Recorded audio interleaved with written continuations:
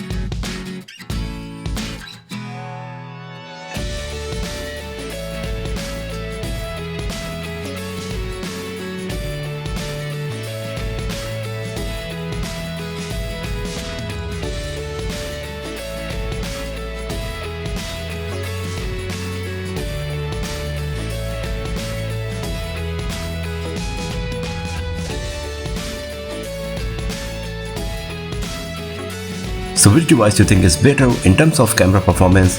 Samsung Galaxy S24 Ultra or the Xiaomi 14? Please share your opinion in the comment section below. And if you enjoyed watching this one, then give it a thumbs up, share it with your friends, subscribe the channel, and I will see you guys next time in another video. Have a nice day.